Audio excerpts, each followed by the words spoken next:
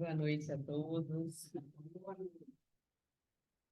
Eu gosto sempre de começar com uma prévia do que é que a gente vai falar, pedindo ao nosso Mestre Jesus que nos acompanhe nas nossas reflexões. Então, que as lições, que os ensinamentos do nosso Mestre Jesus sejam sempre guia seguro, que a gente utilize no dia a dia para cada passo nessa jornada que temos de reencarnação em reencarnação, na tentativa de evoluir todos os dias. Guia seguro para nós.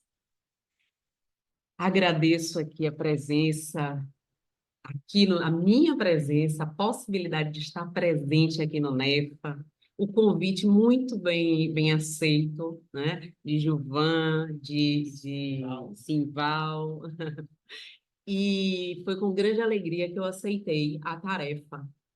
E é uma tarefa que eles me chamaram em véspera de semana, né? Final de Semana Santa, véspera de Páscoa, véspera de Sexta-feira Santa, a falar de Jesus.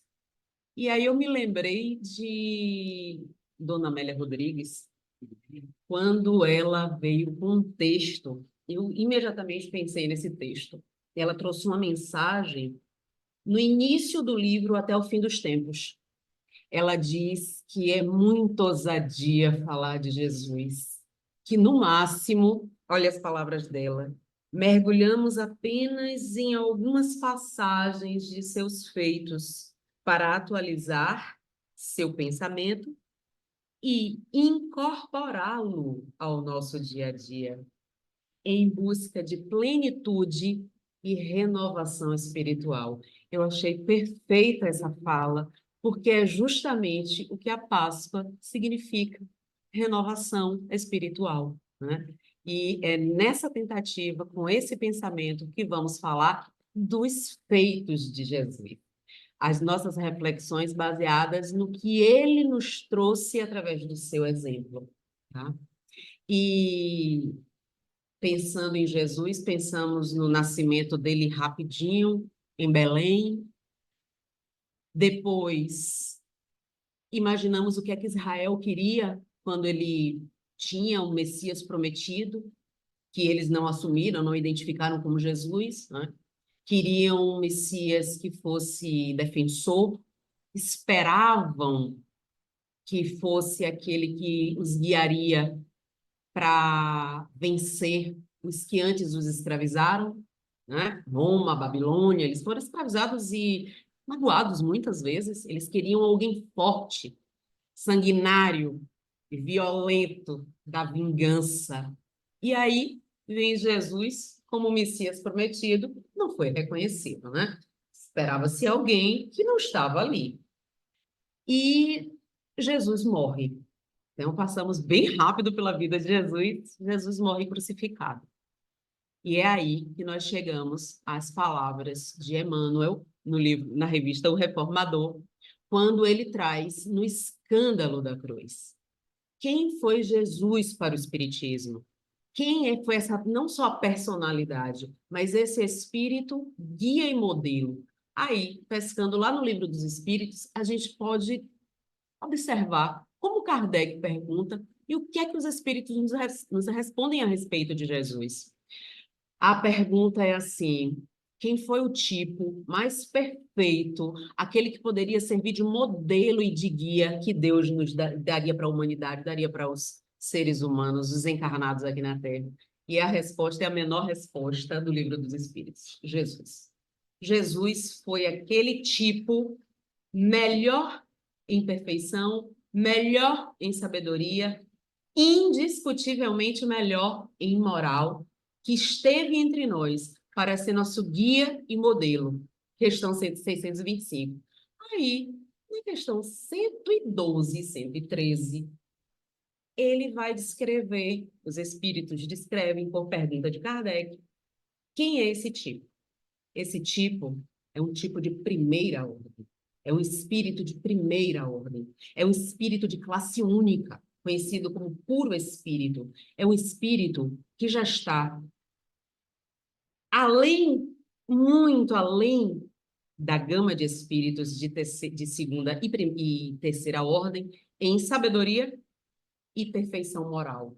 Perfeição relativa que é possível abaixo de Deus. Ele está lá, não sofre nenhuma influência da matéria. Então, esse ser que a gente vai falar aqui, ele na cruz, ele na crucificação, ele não está sofrendo nenhuma influência da matéria.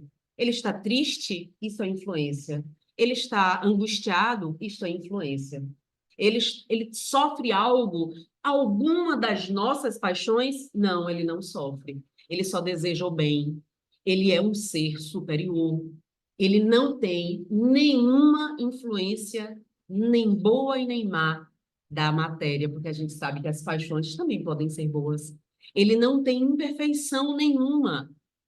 E esse ser está ali sob acusação de Roma e por hábito, não é? Os romanos, eles puniam severamente quem estava contra César e quem estava contra o Estado, com a pena maior, que era a crucificação. E Jesus recebeu essa pena maior. Ele foi rechaçado, perseguido, passou pela prisão, ele foi encaminhado sob a cruz pesada de madeira, caminhos afins, até chegar naquele monte. Ele recebeu bofetadas, açoites, humilhação, insultos, e ele só caminhou sob o peso desses gestos, desses sentimentos, tantos daquela multidão, e sob o peso da cruz, da sua cruz, que foi dita, que foi entregue como se fosse justa para ele. Ele recebe aquele peso e o carrega, inclusive moralmente. Ele carrega, e no ato da crucificação, o som que se ouve são as batidas do martelo, empurrando aqueles pregos enferrujados, pele, músculos, ossos adentro. Machucam ele e o erguem na cruz. Esse não é um modelo para a gente pensar de ser humano como nós, mas eu entendo que é difícil a gente se distanciar. E por isso que Emmanuel traz esse texto no Reformador. Ele nos convida para uma reflexão maior sobre esse momento, essa hora, sabe? A questão é essa hora, a hora dele crucificado, porque ele passou por tanto e ele estava ali, como se estivesse passivo. E nós pensamos, que absurdo, que injustiça, que dor, que tristeza, que angústia. E a gente poderia procurar outros vários sentimentos que aflorariam em nós, inclusive pena, mágoa. E ele não é como nós. Ele é um espírito puro. Por isso o preâmbulo, por isso a introdução. Quem é Jesus? Quem é aquele crucificado? Naquele momento, o que é que ele sentia? Somente sentimentos bons, somente pensamentos no bem. Ele automaticamente só tem esse tipo de impulso bom, porque ele é um puro espírito. E não é porque encarnou aqui que ele deixou de ser. E ele olha em volta dele. Ele observa quem está circundando ali, aquela multidão, aquelas tantas pessoas. Ele procura os rostos amigos, não encontra. Os amigos estão distantes. É perigoso ser amigo de Jesus. É perigoso estar próximo e estar a favor dele. É mortal estar a favor de Jesus naquele momento. Ele vê Tiago. E Tiago está escondido sob um manto e chora inconsolavelmente. E pensa nesses tantos sentimentos de revolta que nós hoje aqui podemos pensar. Ele lá, presenciando aquela cena absurda, aquela cena chocante, ele sente e só consegue chorar. E Jesus o vê escondido. Jesus também vê João. E João, mais ao longe, abraça Maria, encaminhando-a para mais distante do local onde Jesus está. Esse texto, que começa assim, se chama No Escândalo da Cruz. E para nós, escândalo é todo ato, todo acontecimento que gera conflito nas emoções das pessoas, né? Causa perplexidade, choque. Você fica confuso, como se você não compreendesse direito. Um escândalo é algo que te tira do seu normal, do seu estado normal. Mexe, bole com as nossas emoções. E Jesus já tinha falado, durante a sua caminhada, sobre os escândalos. Falou e foi depois trazido através de Lucas 17, e depois Mateus também trouxe, 18. Ele vem e diz: ai do mundo por causa dos escândalos. Porque os escândalos é inevitável que cheguem. Eles chegarão, mas ai do homem pelo qual o escândalo venha. Por isso o título, No Escândalo da Cruz. Aquele momento é chocante, é agressivo, nos choca até hoje, nos escandaliza, nos incomoda, bole com os nossos sentimentos, mas não foi à toa. Jesus não estava ali à toa. Em vários momentos, ele precisou cumprir as profecias ditas. Ele cumpria as profecias a partir da trajetória dele, da caminhada dele, inclusive do final da trajetória dele, que é ali na cruz. Os amigos a gente já viu que estavam distantes. Em volta dele, então, naquele momento fatídico, tinham os perseguidores insultando, perturbando, e tinha também a multidão. E a multidão escarnecia. A multidão parece uma coisa só, né? Mas Jesus pôde observá-los. Ele conseguia ver a alma daquelas pessoas, assim como viu durante todo o seu trajeto. Ele enxergava a alma de quem pedia ajuda e dizia: vai-te em paz, a tua fé te curou. Como ele disse para a mulher hemorroíça: vai-te em paz, a tua fé te curou. Então ele sabia o que tinha acontecido ali na cura daquela mulher. Em outros momentos, ele dizia: vai-te, mas não volteis a pecar, para que algo de pior não te aconteça. Ele não tratou igual essas duas pessoas. São diferentes, estão em estado moral diferente, estão em evolução intelectual diferente. Então, o encaminhamento também é diferente. Naquele momento ali, ele conseguiu ver cada uma daquelas almas, aqueles rostos com ódio, cólera, ironia, eram perturbados, doentes. Muitos romanos que ele ajudou, muitos que procuraram ele pedindo socorro quando nada mais tinham, onde Roma não ajudava. Jerusalém é a sede de Roma ali, Israel. E tinha o seu Otaviano, tinha o seu líder.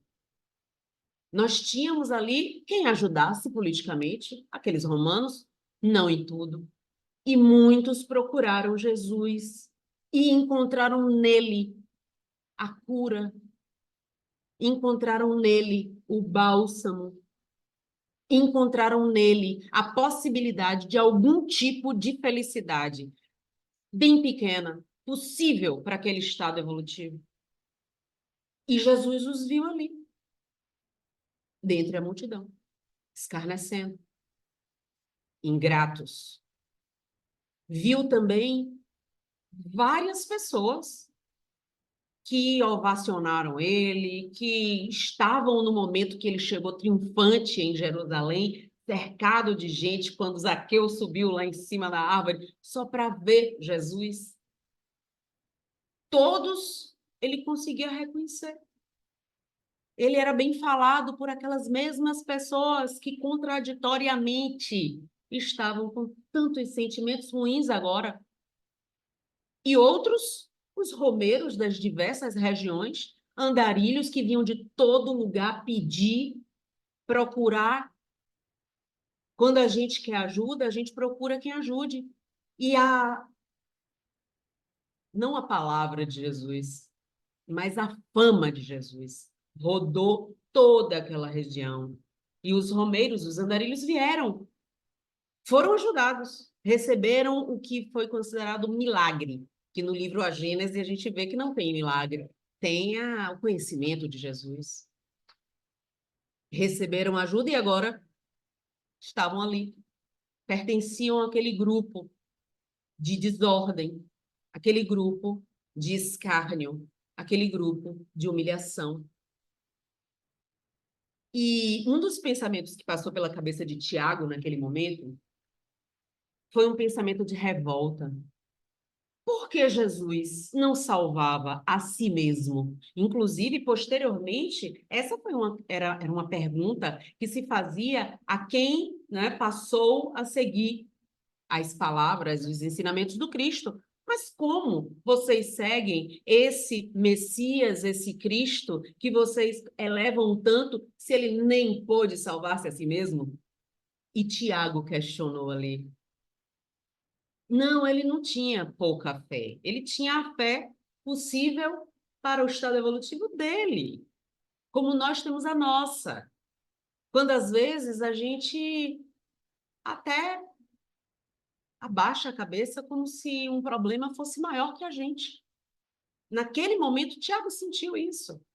E ele sentiu a revolta de que Jesus não se salvava a si. E outros tantos seguidores dele, ele perdeu muitos seguidores. Por quê? Ué, um líder que se deixa conduzir como criança, um líder que se deixa, que se permite que algo injusto seja feito sem uma reclamação, sem um levantar de voz, aquele mesmo que antes bateu na mesa e levantou a voz para expulsar vendedores do templo, os vendilhões do templo? Ué, era esse mesmo Jesus que agora não salvava a si mesmo, que não levantava, nem tinha voz? Esse que se deixou ser vestido com uma túnica exuberante, ele que se vestiu de forma simples sempre, que se permitiu colocar uma coroa de espinhos, eram as dúvidas deles. Como assim ele está permitindo que algo injusto seja feito? E a justiça do homem, porque ele não recorre? Por que ele não se insufla para a autoproteção? Por que Jesus está nessa condição e se deixa nessa condição? Emmanuel traz todos esses questionamentos. Porque naquele momento de escândalo, onde Jesus crucificado ali era visto não só pelos seus inimigos, mas também pelos seus antes seguidores, ele era questionado, ele era julgado de novo. Ele já tinha tido um julgamento, ele já estava crucificado, mas ele estava sendo julgado também dentro das mentes e dúvidas e fé pouquinha de todas aquelas pessoas que antes o ovacionaram, antes propagaram suas curas, o amaram, porque ele ouvia isso. E todas essas pessoas ali, com essas questões tantas, e Jesus impassível, guardou silêncio. Ele permaneceu, esteve e permaneceu em silêncio, que fez com que, naturalmente, não diminuísse a revolta, né? A revolta, ela é filha da incredulidade. E a incredulidade, ela está vinculada à fé pouca, falta de fé. Quando, no decorrer, Emmanuel vai continuar a raciocinar e nos trazer essa reflexão, ele faz uma pergunta que eu achei muito interessante. Ele fala, certo, tem toda essa revolta, isso é contraditório, porque ele levou uma vida trazendo a ação, ele nunca foi de se negar a ação. Muito pelo contrário, né? Ele começa, as primeiras passagens de Jesus, é ele confrontando, conversando com intelectuais, com sacerdotes. Então, ele era ativo, ele era vivo, e naquela hora ele era visto como passivo. Emmanuel pergunta: e se ele reagisse? E se ele trouxesse para nós a justiça do homem para defendê-lo? E se ele estimulasse a revolta e a vingança nos seus discípulos? E se ele, ouvindo todos aqueles pensamentos e aqueles sentimentos, se erguesse no poder que tinha, o que seria feito do evangelho dele? Porque ele não chegou ali naquela hora. Aquele ali foi um momento, a hora. Não tem um termo que diz a hora H? Pois é, ali foi a hora H. Foi o momento específico. Tudo que estava se mexendo em turbilhão parou ali. Ele estava já crucificado. Ele e mais dois ladrões. Estavam três cruzes suspensas naquele monte e os três crucificados.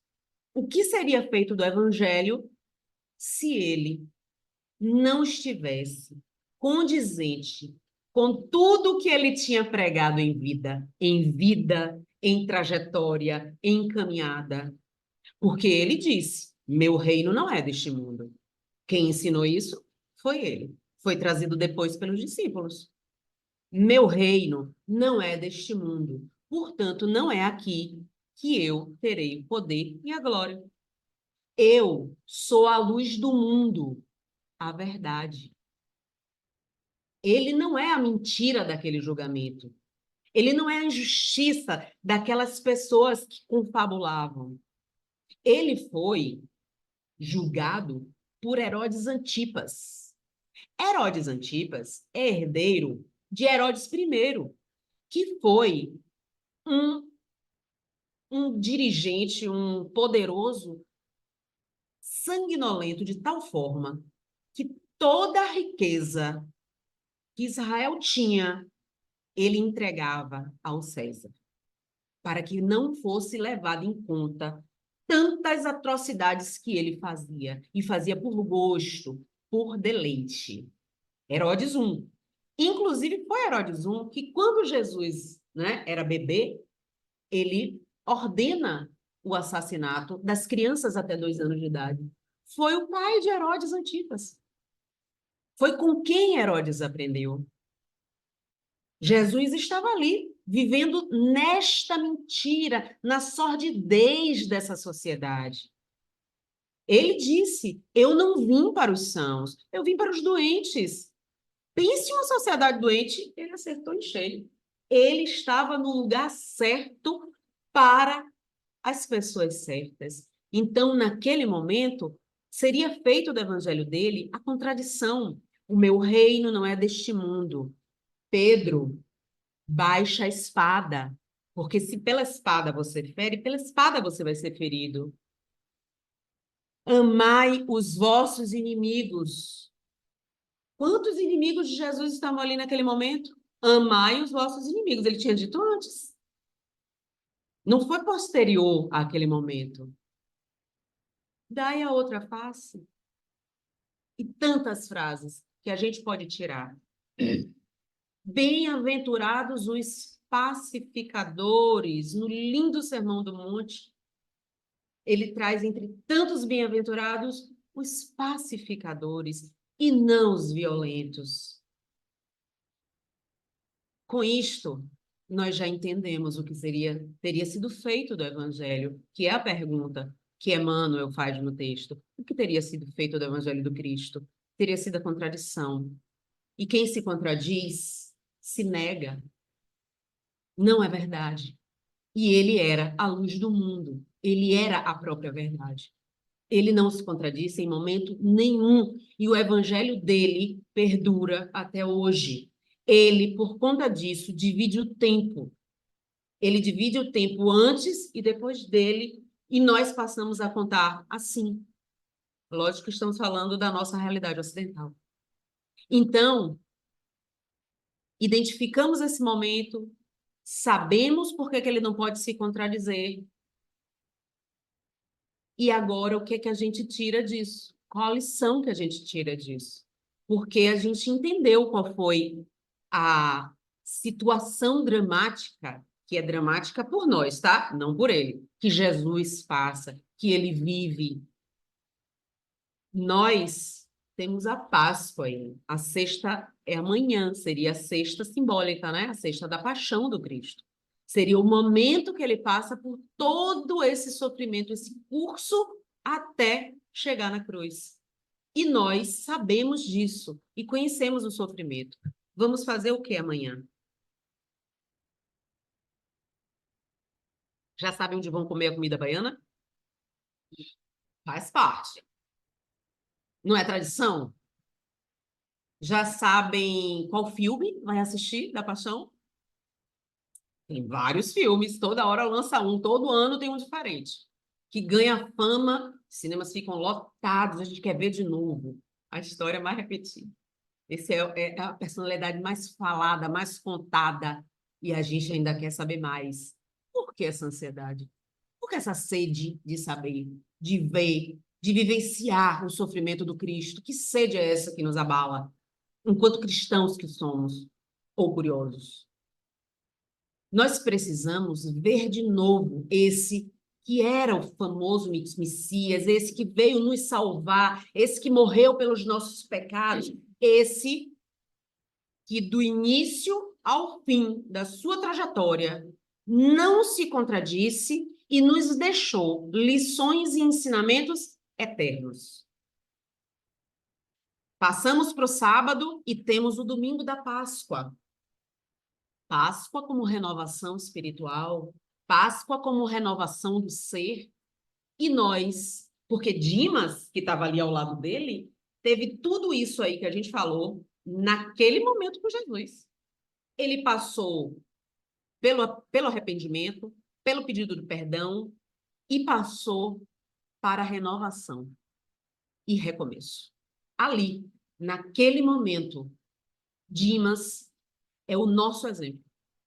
A gente pode levar para casa o exemplo de alguém que estava em situação muito mais fraca que nós hoje, porque provavelmente nós testemunhamos muitas dessas situações, vivemos e vimos e viramos as costas para Jesus, talvez estivéssemos entre a multidão, não sei. Mas Dimas, ele estava lá, ele sofreu naquele momento tudo que aquela sociedade cruel poderia fazê-lo sofrer. Ele era e seguia um mau caminho, mas naquele momento na cruz, quando a mãe dele, ali nos pés dele, chorava e perguntava: Meu filho, como eu errei na sua educação, não queria que você estivesse aí. Quando ele via Esté, a noiva dele, olhando fixamente para ele, sem poder fazer nada, ele sentiu muito. Ele não pensou muito, tá? Ele sentiu muito. Ele se arrependeu profundamente. E lembra que Jesus vê a nossa alma? Ele consegue ver a nossa verdade. E ele viu a de Dimas. E ele disse a Dimas. Ele perdoou Dimas e disse: Você vai ter um novo começo, você vai ter uma nova oportunidade. Se encha de esperança, porque os novos passos poderão ser dados. Você vai ter como recomeçar. Essa é a nossa lição. A lição do auto-observar-se, saber onde errou, onde caminha. A gente bate cabeça aí muito. A gente, às vezes, vê, observa, mas vamos nos aprofundar nisso, identificar onde nós estamos mais resistentes, onde nos incomoda, onde incomodamos o outro, e teremos aí o primeiro passo para ir para a nossa renovação. Não é renovação direto. Não é. Não é porque você não renova um copo d'água com água suja dentro. Você tem que tirar a água contaminada, lavar o copo, sanitizá-lo e então abrir uma torneira com água nova que venha a te dar a oportunidade ali de bebê-la sem contaminação. Essa é a verdadeira, se eu posso dizer verdadeira, tem tantas verdadeiras, mas a possibilidade de lição que Jesus veio nos dar no finalzinho da passagem dele. Trouxe tantas, e no final Dimas. Além disso, nós temos o nosso posicionamento enquanto espíritas ou simpatizantes espíritas. Porque cada, cada texto que nós lemos, cada informação que nós vamos tendo oportunidade de ter conhecimento, cada palestra que assistimos, sabe? Nossa, aquela moça é nova lá no centro, que interessante, ela falou de algumas coisas de Jesus. Certo. O que é que você vai levar daqui? Antes de sair daqui, pense o que é que você vai levar daqui. Uma coisa só, não precisa ser muita, porque a nossa mente ela tem, obviamente, um limite de aprendizado. O que que você quer aprender para não esquecer? Aquilo que você vai deixar marcado em você por causa dessa conversa, por causa desse pensar, dessa reflexão, entende? Levar não uma imagem, a imagem aqui transmitida, não uma sensação. Ai, foi tão bom ter ido ao centro, me sinto, né, mais em paz. Não, não só isso, porque isso passa.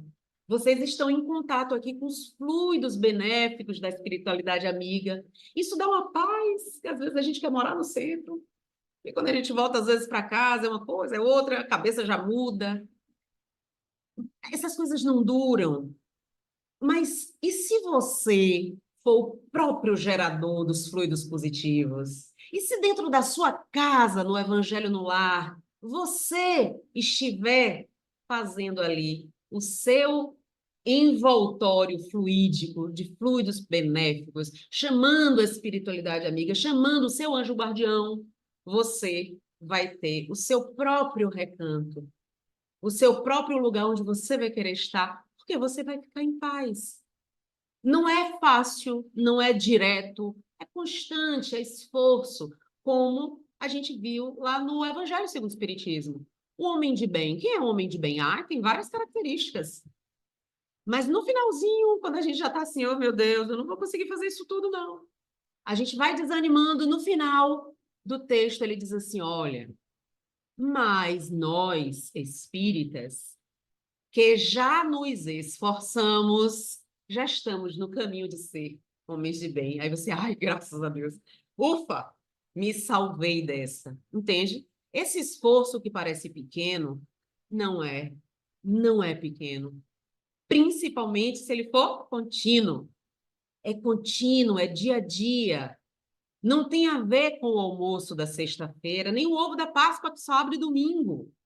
Não tem a ver com os nossos hábitos, não tem a ver nem com as nossas relações. Tem a ver conosco.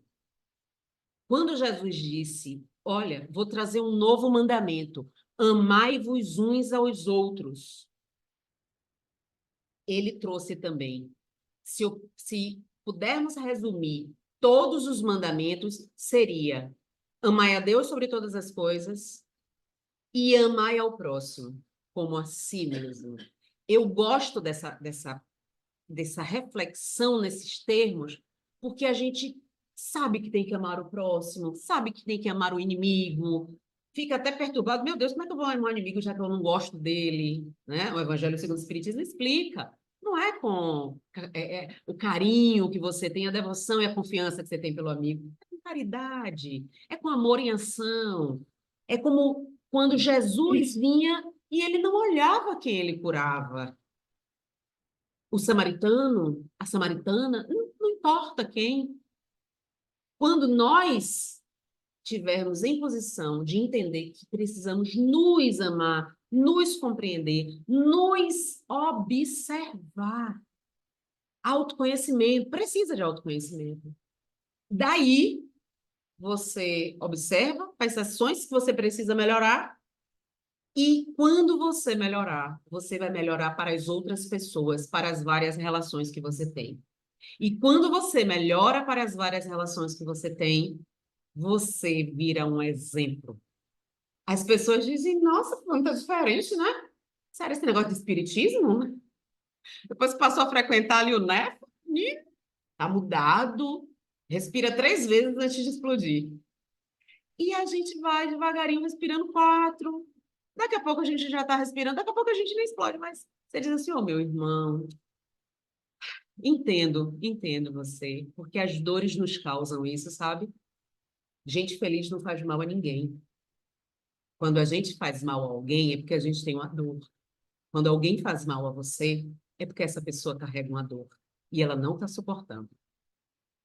Esse autotratamento é importante para a nossa vida de relação e nossa evolução enquanto espírito que somos e enquanto a necessidade aí de encarnado, utilizar muito bem a nossa encarnação. Ah, em cima da hora? 5 minutos. 5 minutos?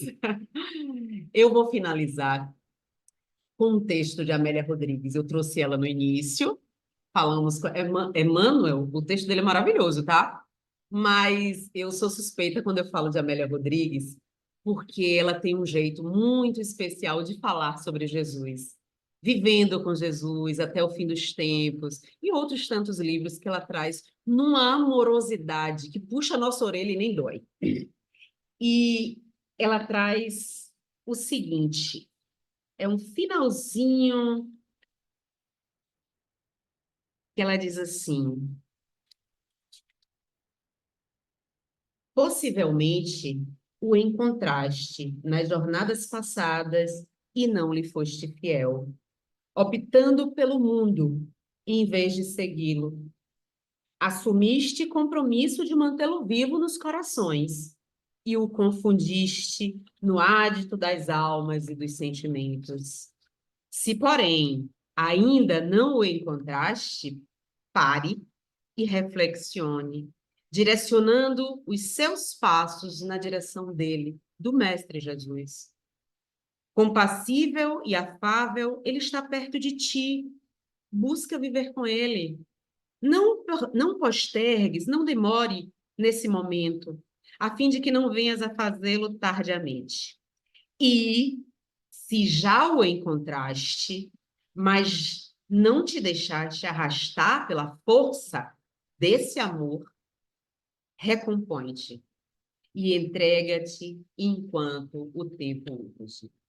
Essa é a mensagem de Páscoa para nós. E Jesus, lá naquele alto daquela cruz, em silêncio, olhando cada alma, ergueu os olhos a Deus e disse: Pai, perdoa-os, eles não sabem o que fazem. Foi o que ele disse, sem revolta, com amor e compreensão por nós. Obrigada, boa noite.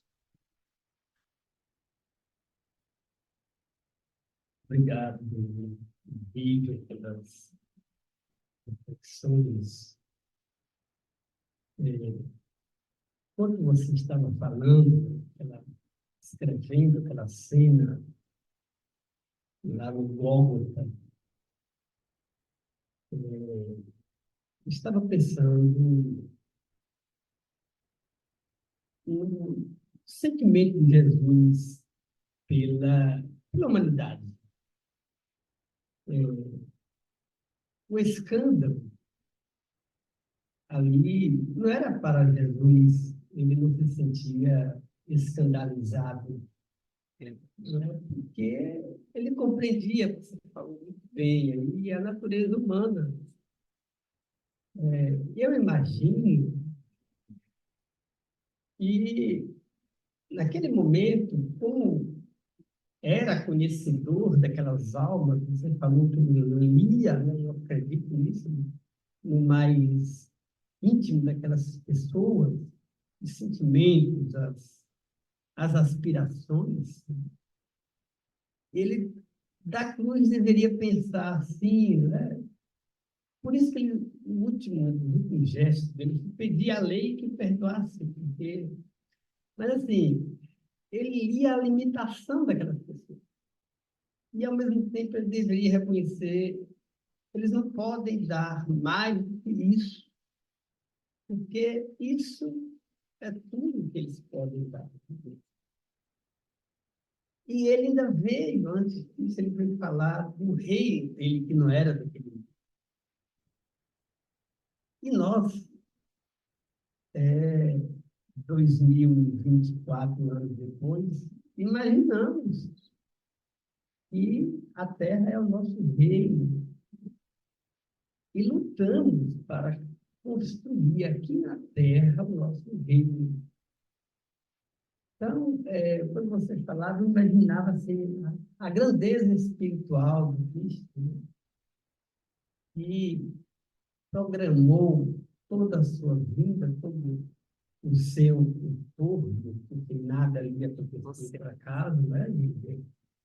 E, enfim, como disse bem você, simplesmente dividiu a história antes e depois dele no mundo ocidental, né? Então, assim,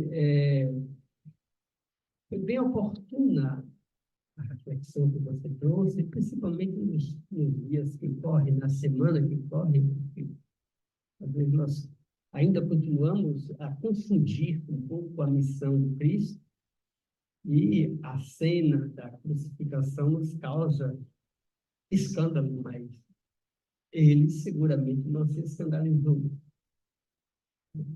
Então, apenas para enfatizar, né? Enquanto você falava, eu pensava na cena e no amor dele pela humanidade, né? E no quanto hoje ainda a gente está distante de compreender o sentido da vida. Alguém quer fazer alguma colocação? Da minha parte, eu não tenho questão a fazer, apenas essa reflexão, porque quando você falava, vinha à mente essa imagem. Muito forte, muito forte. Ok, então,